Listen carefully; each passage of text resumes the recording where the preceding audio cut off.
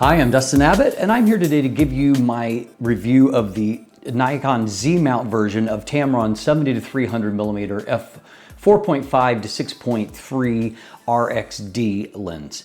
Now, Tamron actually initially released this lens back in 2020. I reviewed it in the fall of 2020, and I gave it a largely positive review because of a good autofocus and optical performance overall, and the fact that it was very reasonably priced. I did wish for some in-lens stabilization, and I also missed having a lock for the actual zoom to prevent kind of a zoom creeping, and there was a few other things, little critiques along the way.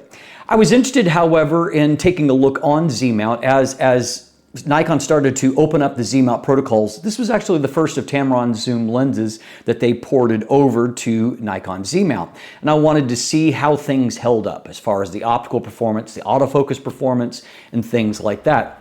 I've been actually very pleasantly surprised here because while this lens is a little bit more expensive on Z-mount, it currently retails for $599 US, whereas it released for $549 on Sony. However, I think the MSRP on the Nikon version is basically $100 more than what the Sony was. But in many ways, it feels like you're getting a more complete experience.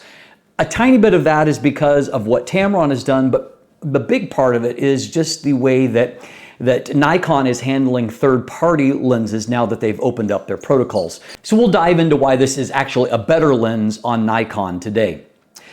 So obviously this is a very useful lens. 70-300mm has been a mainstay when it comes to a zoom ratio because it's very handy and can be produced in a size that is reasonable to pack along, to bring if you need to travel light. And that's certainly the case here. This is the smallest and lightest lens here in the class. Now, as noted, it is better on Nikon. Part of that is due to Tamron having added one tweak to the actual lens design, and that we now have their weather-sealed USB-C port that will allow for firmware updates, and through their lens utility software, in theory, you can make tweaks to the actual performance of the lens. Now, in some cases, Tamron's newer zoom lenses, there's a variety of different things that you can customize on lens performance. That's not the case here. There's no custom switches or buttons to interact with, and so basically all you can do in the lens utility software is update the firmware. And to this point, you know, well more than a year into its existence, there is no updates to the firmware. And so right now, it's not necessarily, that useful, but it will be useful should there ever be changes in the camera protocols, and there does need to be a firmware update. What it does is allow this lens to be more future-proof. So I am glad for the inclusion there. It's more improved, however, due to the way that Nikon approaches things. And so I'm doing this test on a Nikon Z8, a camera that's capable of very high burst rates, 30 frames per second.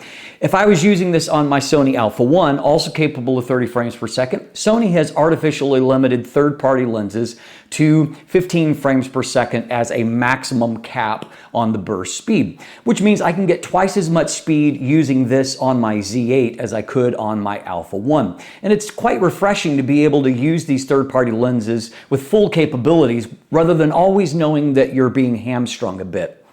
I also find on a practical level that the VR, or the in-body image stabilization in this Z8, it works much better, particularly with telephoto focal lengths, than what I have found on Sony's bodies. Now, when I did the original review, I was doing it on the A7 Mark III and then also on the Alpha 9.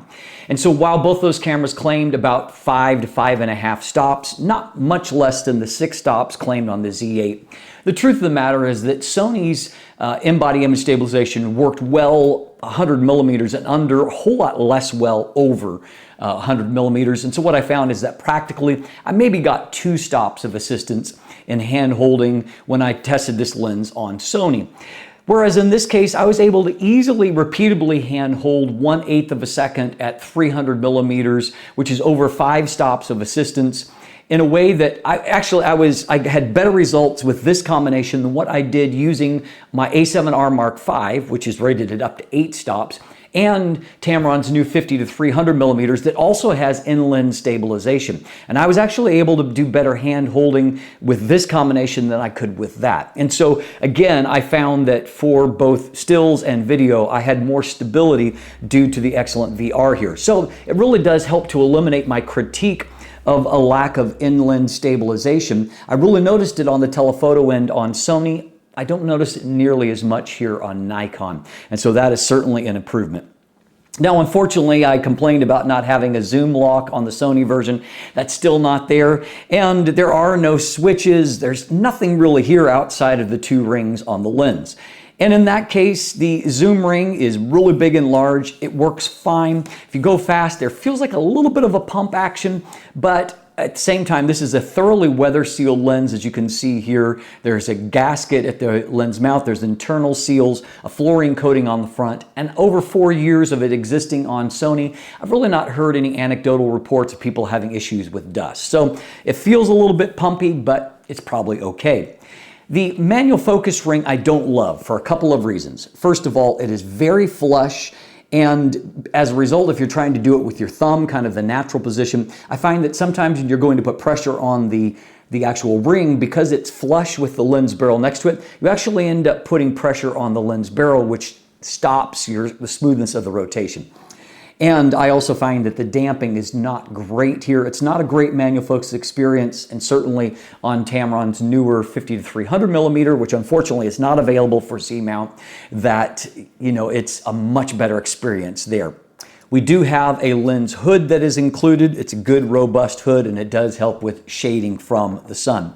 Now, the size here is just a little bit larger to accommodate the fact that Nikon Z-mount is considerably wider in diameter than what Sony's E-mount is. And as a result of that, the lens does grow just a little bit. Now, the overall diameter is still 77mm or 3 inches, because what's growing is the diameter of the area near the lens mount, which is not the widest portion of the lens. So that figure remains the same. Up front, we continue to have a 67mm front filter thread that is shared across almost all, with just a couple of notable exceptions, of Tamron's mirrorless lenses. And so that is great to have that ability to share filters across a wide variety of lenses. The length has grown a little bit, however, just 2mm, but it's grown to 150mm in length, or 5.9 inches. And that, combined with the extra diameter back here, makes the lens a little bit heavier. It is now 580 grams, about plus 35 grams. Again, not a big deal, or 20.5 ounces. So a bit larger and heavier, but still the lightest and smallest in the class. So, you know, we're not going to dock them too much on that. There is no tripod collar, but that's typical for 70-300mm lenses. It's also not compatible with teleconverters. Again, that's also standard for this class of lens, so I'm not going to dock it on that. Now, this is a variable aperture zoom, f4.5 being maximum aperture on the wide end, telephoto end maximum aperture is f6.3. This lens will hold f4.5 until 112 millimeters, and then at 113 millimeters it becomes f5, and that's through 154 millimeters.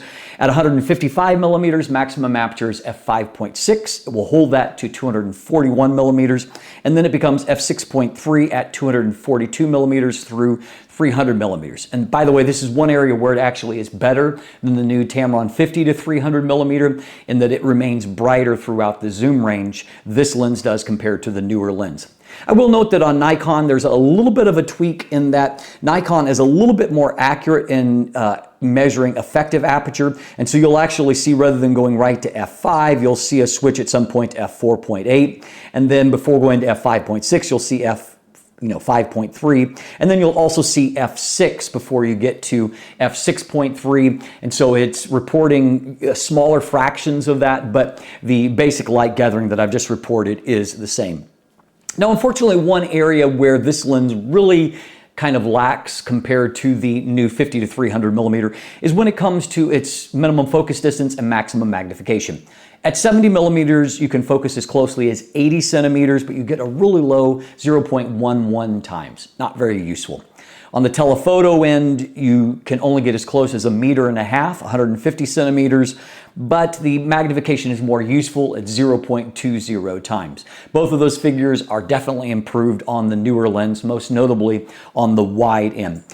It's at 300 millimeters, it's still useful, and so I appreciate having it, and you can get some lovely shots with backgrounds really blurred out, shooting at 300 millimeters and at that minimum focus distance. But again, this is a pretty bare bones, straightforward lens, but it does have the important things like weather sealing. It handles fine. The build quality is good. Lenses from this era have held up really well. I've owned several of them and had no issues with them over the years.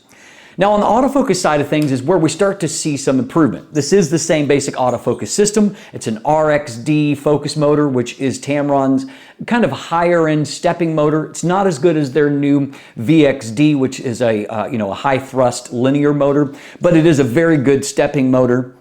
And I found that autofocus works really great here on my Z8. It's, as you can see for the actual speed, it's not as instant as VXD, but it is very, very close. It's very fast, and I found that in the variety of situations that I shot in, autofocus was always fast. Now, if you're shooting in really dim lighting conditions, note that a slower maximum aperture lens like this is not going to be as good as, say, an f2.8 zoom, but that's par for the course.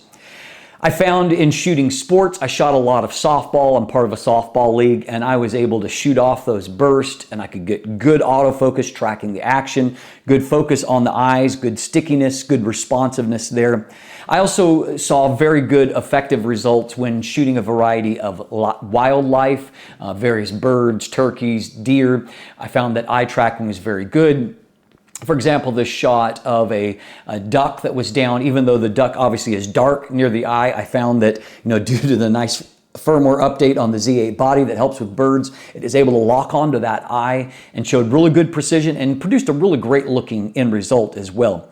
This shot of Nala, I was shooting through a sliding door, and even though I was shooting through glass, it locked onto her eye and delivered a great looking end result. And so I really appreciated its work for that. And as you saw in the autofocus test, that it's able to lock onto the eye in my test subject and be really sticky as I move it all around.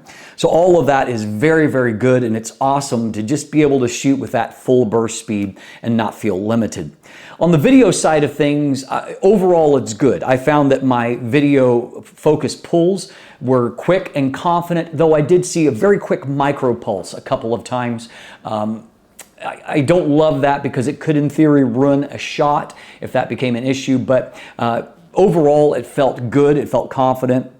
In the case of my hand test, the camera did a great job of staying locked on my face, knowing that my face was there even when I blocked it with my hand. I may have to tweak some settings in my Z8 body, which I'm still learning right now, to see if I can allow it to be a little bit more distracted by my hand. So you can consider this a good news, bad news scenario.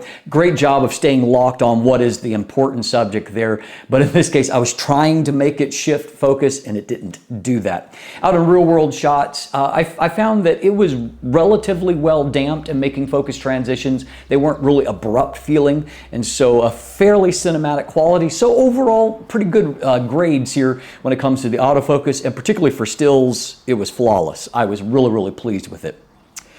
Now on the image quality side of things, I'll give you an overview of the optical performance, and then if you want the deeper dive into the optics, stay tuned until the end of the video.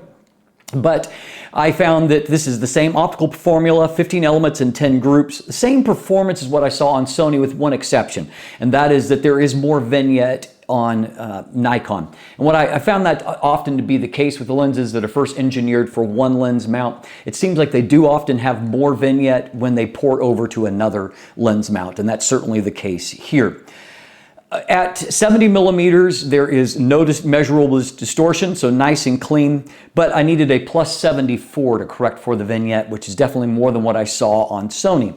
As you start to zoom in, you start to encounter some pincushion distortion near the middle of the range. It is most exaggerated there, and so at about 150 millimeters, I had to use a -8 to correct for the pincushion distortion.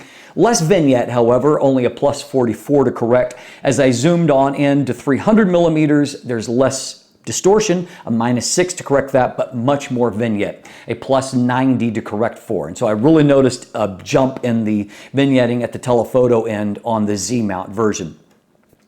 I continue to find that longitudinal chromatic aberrations, that's fringing before and after the plane of focus, were very well controlled. No fringing to mar images, so great on that. I also found that lateral chromatic aberrations near the edges of the frame were well controlled as well, so that is great. Moving on to sharpness and contrast, testing on the 45 megapixels of the Z8, I found that I saw really excellent center and mid-frame results at 70 millimeters, but there's a steep drop-off to the corners, which is what the MTF charts suggest and what I found on Sony. Unfortunately, those corners never really sharpen up at 70 millimeters. That's an area that's definitely improved on the new 50-300 millimeters. It's a little bit softer in the corners at 50 millimeters, but it sharpens up as you stop the lens down. That doesn't really happen here. Now, if you will zoom in a little bit, as you get towards 100 millimeters, the corners are much, much stronger. And so if you're shooting like a landscape image and you have the room to zoom in a little bit, you'll get better results if you shoot more at, 85 to 100 millimeters as opposed to all the way back at 70 millimeters. And the lens is really strong as you stop it down.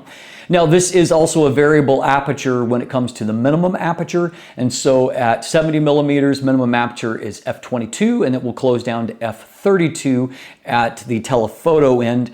And you're going to want to avoid anything past f/11. After f/11, diffraction will really start to soften the image. And that's particularly true on a higher resolution body like the Z8. At 200 millimeters, the optical performance is still really, really strong. There's basically give and take versus 100 and 135 millimeters, stronger in some places, a little bit weaker in others, but a really great performance. At 300 millimeters, the lens is very slightly less sharp than at 200 millimeters, but still quite consistently good all across the frame. And I had plenty of images shot at 300 millimeters f/6.3 that I was really impressed with the sharpness and contrast, but also a quite nice bokeh that's achievable there. In fact, I would say that the bokeh quality for a zoom lens is good in general. And I found that in many images, I was just pleased with the overall rendering and look of this. I think it's quite a strong budget option when it comes to the overall rendering and optical performance there. When it comes to flare resistance, it's less of an issue obviously with a telephoto lens in general because the bright light is less likely to be in the frame. But I found that the B-bar coatings from Tamron do a pretty good job, and flare was pretty well controlled in all of the images that I shot. So in conclusion, this is a lens that I think is a really great value, and I just felt like it's a more complete lens here on Z-mount. And a lot of that has to do with a good body like the Z8 and then Nikon's overall approach to third-party lenses.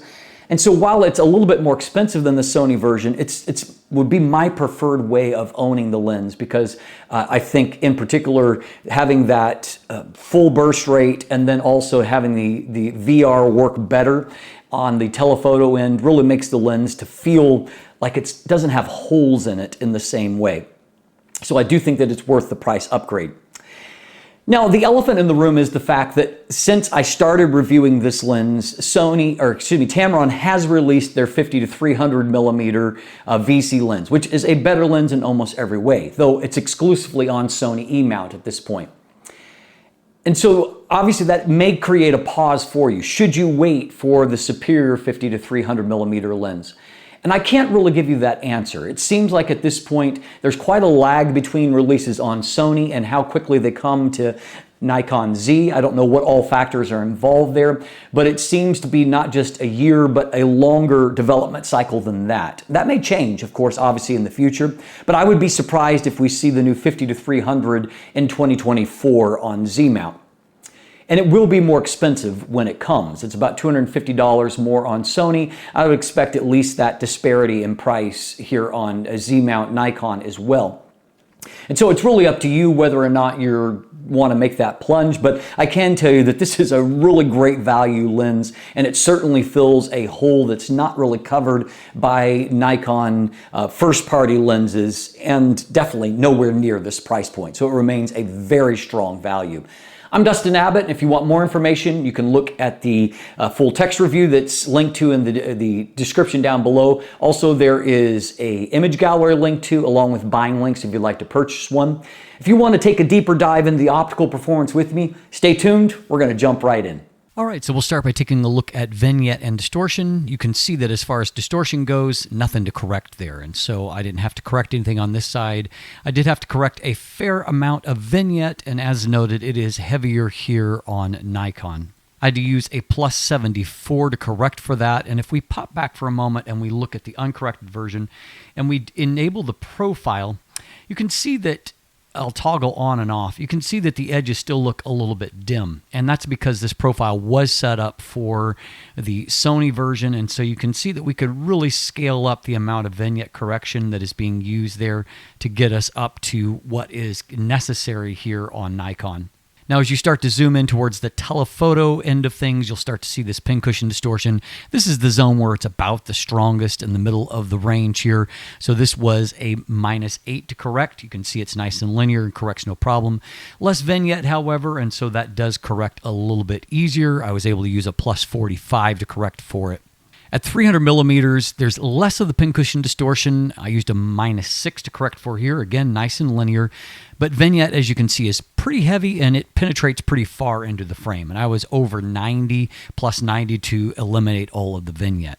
On more positive notes, we can see that there are only very minimal amounts of fringing before and after the plane of focus. That is well controlled, and that carries out into real-world shots. We can see here, looking in closely, there's a little bit of fringing around this very high contrast blossom here, but it's only basically in that spot. We look over in this zone here, and as we go further out of focus, just nothing really to see. So no big deal on that front. A little bit longer away, I found just a little bit of a haze on this tom turkey that was in my backyard here. We can see, however, looking at the blossoms behind in the tree, no real fringing to see there. Likewise, I found lateral chromatic aberrations fairly well controlled. You can see here there's no real fringing to see in these transitions from black to white. So going on to contrast and resolution, this is a 45 megapixel Z8 body, and this is at 200% magnification. Center of the frame looks fantastic. You can see lots of contrast and detail. We go towards the mid-frame. Mid-frame is very slightly softer, but still looks really, really good. Nice and strong. However, you can see there's a transition from this end to this end, quite a difference in the performance. And then as we get towards the corners by comparison are quite soft. Stopping down to F5.6, you can see doesn't do much to improve those corners. F8, they still don't look great. And by F11, a little bit better, but still pretty soft. Now, of course, in real-world results, I look at 100% rather than 200% magnification, so you can see middle of the frame looks fantastic here. But as we pan up towards this corner, you can see that the result is getting considerably softer as we go. You look from here even towards the top as we get up into this zone, just much, much softer. You're getting less and less detail as you go out towards that last 20% of the frame. Now, the minimum aperture relates to the maximum aperture, so on the wide end, where we start at f4.5, minimum aperture is f22, as we see here on the right. By the telephoto end, it will close down to f32. You can see that there is quite a big drop-off between f11 and then f22, and so I recommend using f11 if possible as your limit for your minimum aperture, particularly if you're using a higher resolution body, because diffraction will take a hit to your image quality after that. Now we can see if we compare 70 millimeters to 100 millimeters, that 100 millimeters looks even better in the center of the frame, better contrast and detail. The mid frame is noticeably better. If we look down into this zone, we can see looking from this corner, which looks a little bit sharper, but then definitely looks sharper down on this corner.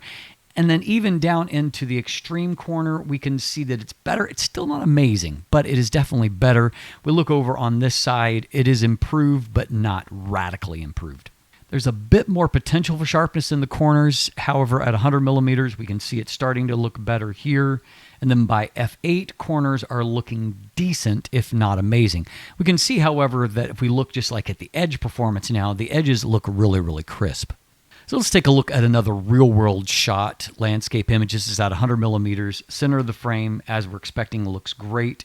You can see in this case where you're mostly looking at the sharpness in the edge, that the edge performance looks fine. Now, it would look softer if we could, had this front corner in here. But frankly, with the telephoto lens, it's not going to be all that often where the extreme corners are actually a part of your composition. At 135 millimeters, we can see, again, very good center performance, excellent mid-frame performance, looks very, very strong there.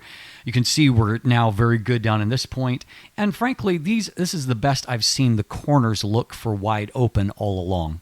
This real-world shot of Nala shot in this part of the zoom range looks really good. Nice, crisp detail.